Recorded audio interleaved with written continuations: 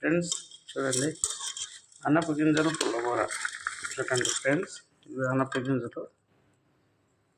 ఈ పుల్లకూరకు అనప గింజలు కడిగి వేసేసుకొని పచ్చిమిర్చి చూడండి ఇలా తుంచి వేసుకోవాలి.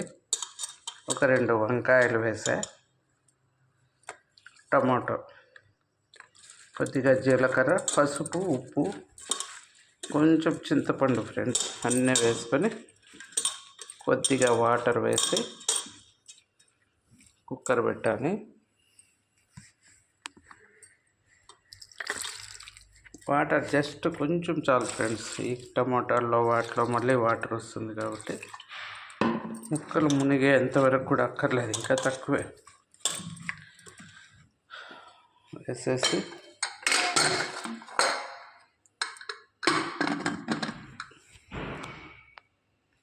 చూడండి ఫ్రెండ్స్, 3 విజిల్స్ తర్వాత తీస్తే ఇలా వచ్చింది. రుద్దుకున్నాం. అయితే కొన్ని విత్తనాలు మనం పక్కకు తీసుకోవాలి, తినేటప్పుడు బాగుంటుంది. పోసేస్తున్నా దీంట్లో. చూడండి ఇలా కొంచెం నేను వేసింది కొన్నే కదా, వాటర్ చూడండి ఎన్ని వచ్చాయో.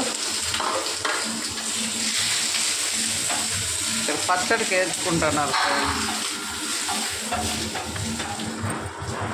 చూడండి ఇలా విత్తనాలు ఉంటే మనం తినేటప్పుడు బాగుంటుంది, నమ్ములుకొని తినచ్చు.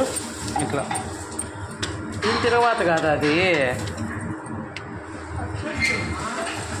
దీనికి తిరగవాత ఇప్పుడే వేయవా అంటే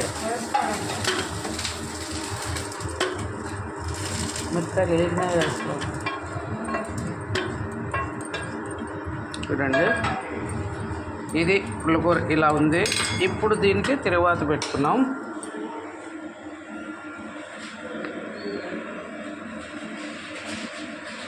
ఆయిల్ వేసుకోవాలి. ఇప్పుడు తిరగవాత గింజలు వేసుకున్నాం. ఆయిల్ వేడెక్కింది.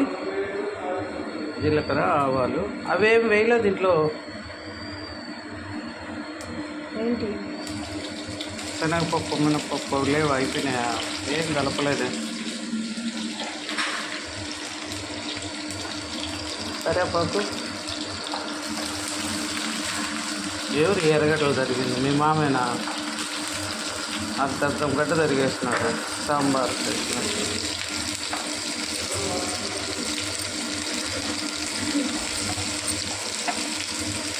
ఓన్లీ టమాటో వేసాం కదా ఫ్రెండ్స్.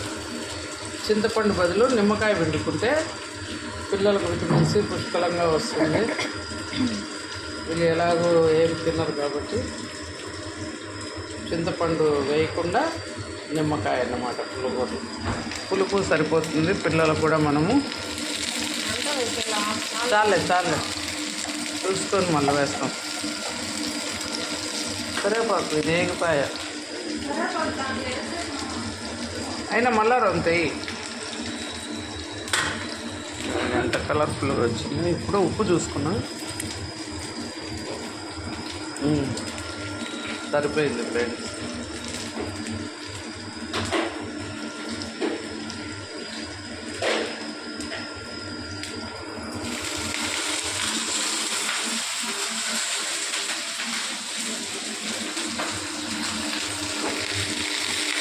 కరివేపాకు తెస్తూనే కడిగి ఆరబెట్టి ఒలిచి ఎత్తి పెట్టుకోవాలి ఫ్రెండ్స్. మా వాళ్ళు అట్లే పెట్టినారు. ఇప్పుడు కడిగి వేస్తే నీళ్ళన్నీ మింద పడతాయి, చిట్ట అని. చూడండి సౌండ్ ఎట్లుందో.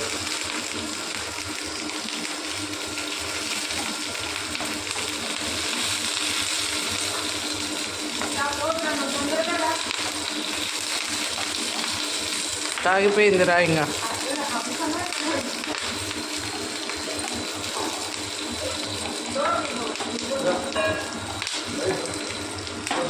ఇంకా దీంట్లో వేసేస్తురా ఇది.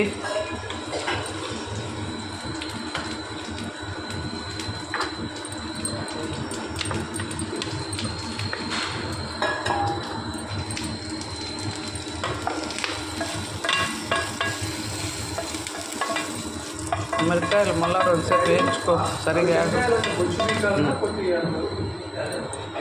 చూడండి తిరగవాత వేసేసాం. అంతే ఫ్రెండ్స్. అనప గింజల పుల్లగూర అయితే రెడీ అయిపోయింది.